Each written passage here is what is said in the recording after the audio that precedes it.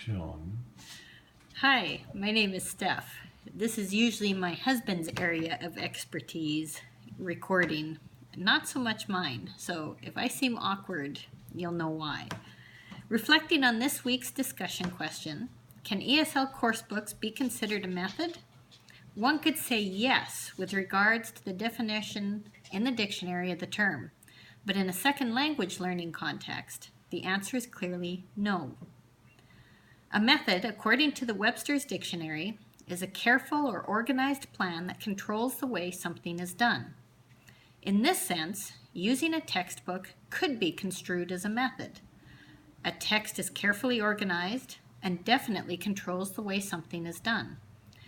Textbooks help students in the attainment of information and knowledge via step-by-step guides with linear and predictable progressions.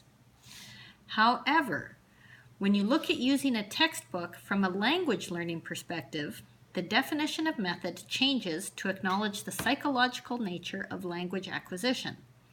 A method, according to Wen Chang, Chen Hung, and Chung Che, is an organized, orderly, systematic, and well-planned procedure aimed at facilitating and enhancing students' learning.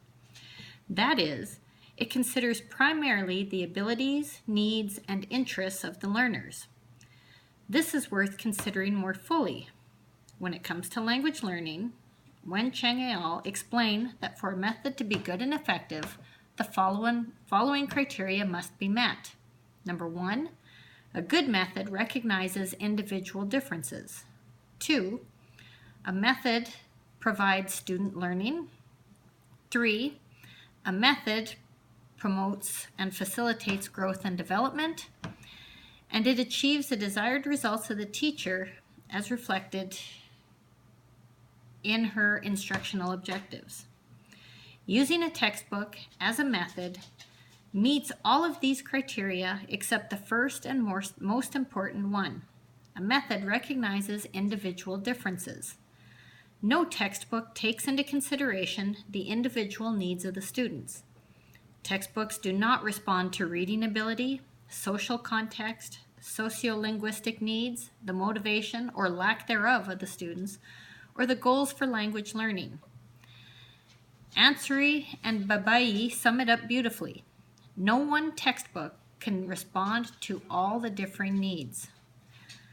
Another important factor when considering a textbook for language learning is the powerful impact of social interaction.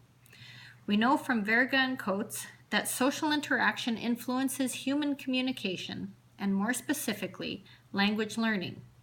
Language use intended as communication is an interactive phenomenon.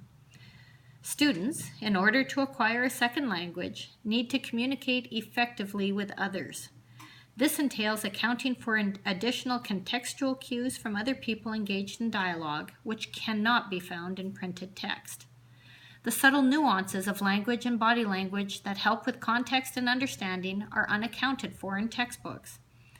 The only way to fully acquire a second language is to interact with people. Teachers need to foster exchanges between students to make language learning interactive and authentic, which is impossible using only a textbook. Of course, textbooks can be useful for language learning. However, using a textbook as a sole means of teaching a second language is a weak approach at best, and any competent teacher would take significant steps to augment and enhance language acquisition opportunities in the classroom. Thanks. So long. Oh, I forgot to hit go.